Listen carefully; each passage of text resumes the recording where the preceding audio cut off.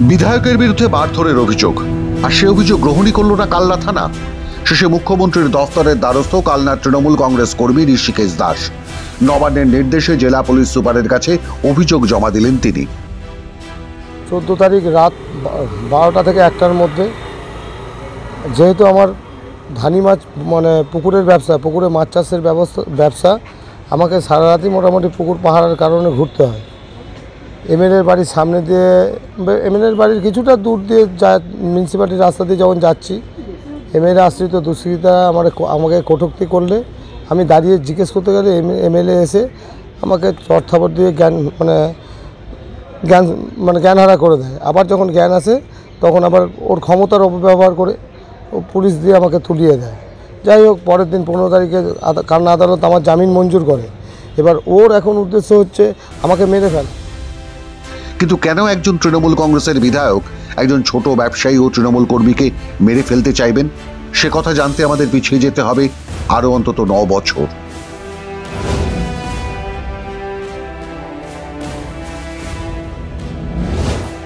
এই ছেলেটির নাম শহীদ দাস, বয়স বছর 15, ক্লাস 10-এর ছাত্র।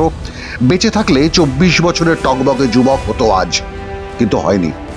2016 সালে ছেলেটি খুন হয় তার সহপাঠীদের হাতে। কালনার জয়মা সিনেমা হলের পাশে সেদিন তারা ক্যারাম খেলছিল। সে সময় এক বান্ধবীকে নিয়ে অশান্তি।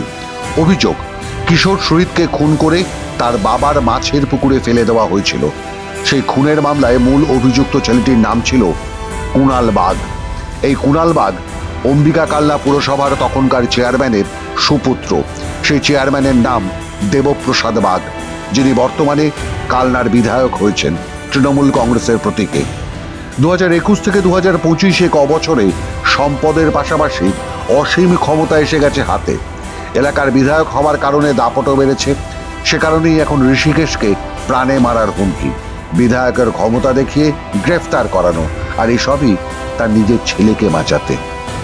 2016 সালে আমার ছেলের হত্যাকাণ্ডের সিআইডি মূল অভিযুক্ত করেছে দেবপ্রসাদ বাগ, বর্তমান যে এমএলএ দেবপ্রসাদ বাগ, তার ছেলে কুণাল বাগকে। এবার কুণাল তখন যখন ঘটনাটা ঘটেছিল তখন দেবপ্রসাদ বাগ বলে, মানে যেহেতু আমরা একই দল করি, তখন দেবপ্রসাদ বাগ দলের ঊর্ধ্বতন যারা আছে তাদের বলেছিল যে আইনের পথে চলবে। বর্তমানে উনি আইনকে প্রভাবিত করার চেষ্টা করছেন, আইনকে চেপে ধরার চেষ্টা করছেন। মানে কি কারণে করছেন এটা আমি বুঝে উঠতে পারছি। বিলক্ষণ বুঝতে পারছেন ঋষিকেশ দাস, কিন্তু বলতে পারছেন না কেন। কারণ এখনো যে মামলা চলছে, ধিমে তালে যদিও। 2021 সালের পর থেকে মামলার গতি আরো ধীর হয়েছে। 2016 সালে সিআইডি তদন্ত করে মূল অভিযুক্ত করে কুণাল বাগকে। কুণালের সে সময় সহযোগী ছিল সেই সময়ের এক কাউন্সিলরের ছেলে, যিনি আজও কাউন্সিলর।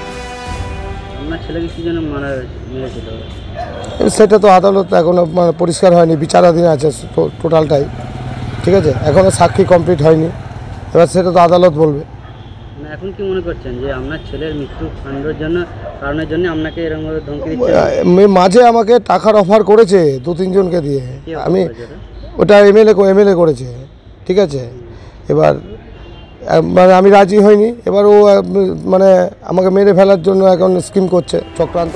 অর্থাৎ ছেলের মার্ডার কেস তুলে নেওয়ার জন্য টাকার অফার, রাজি না হওয়ায় মারধর ও মিথ্যা মামলা দিয়ে ফাঁসানোর চেষ্টা করেন কালনা তৃণমূল কংগ্রেস বিধায়ক দেবপ্রসাদ বাগ। এমনকি কালনা থানা যাতে বিধায়কের বিরুদ্ধে কোনো অভিযোগ না নেয় তারও ব্যবস্থা করেন।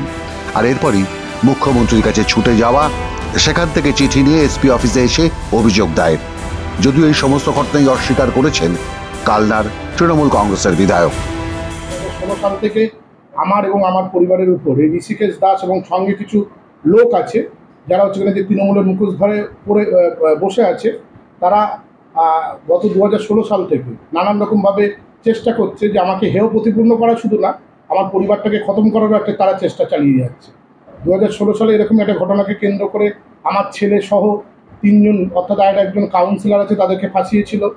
2016-তে তার ছেলে হচ্ছে কিনা যে জলে ডুবে মারা যায়, সেটাকে খুন করা হয়েছে এই মর্মে হচ্ছে কিনা যে তিনি একটা অভিযোগ করে, সেই অভিযোগের ভিত্তিতে দীর্ঘদিন মামলা চলে। মামলা চলার পর গত 2 বছর আগে আমার ছেলে এই ঘটনা থেকে একদম বেকসুর খালাস হয়ে গেছে, যেটা যে মিথ্যে মহামান্য আদালত তার রায় দিয়েছে। বিধায়কের দাবি তার ছেলে কুণাল বাগকে 2 বছর আগেই বেকসুর খালাস করে দেয় আদালত। কিন্তু ঋষিকেশ দাসের দাবি মামলা এখনো চলছে, ছেলেটি শুধু জামিন পেয়েছে মাত্র।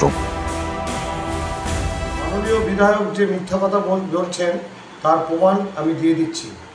ওই ভদ্রলোক বলেছেন 2 বছর আগে নাকি কেস মিটে গেছে।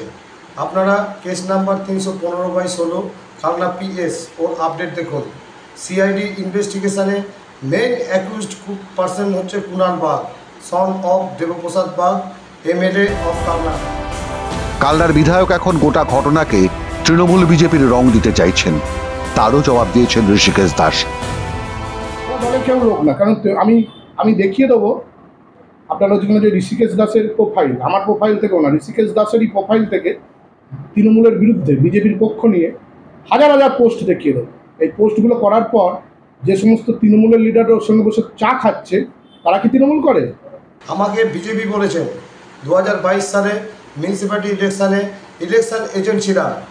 আচ্ছা, 161 এর মেন সাক্ষীকে বিশ্বম্বর দাস, পিতা যোগেশ চন্দ্র দাস, যাকে ডাকনামে টেকো বলে, আচ্ছা ওকে দিয়ে প্রাণে মারার হুমকি দিয়েছে। FIR কপি রাখলে দিয়ে দেব। কালনার মানুষ ওই ভদ্রলোককে ভোট দেয় না, বিধায়ক হয়ে ব্রিজের জমি দিতে পারে না, কোনো কাজ বা ব্যবসা করে না, অথচ কোটি কোটি টাকা সম্পদ বাড়িয়ে চলেছেন। অন্যায়, অপসংস্কৃতি, জোর জুলুম, আইন অমান্যের আর এক নাম দেবপ্রসাদ বাগ, MLA অফ অম্বিকা কালনা।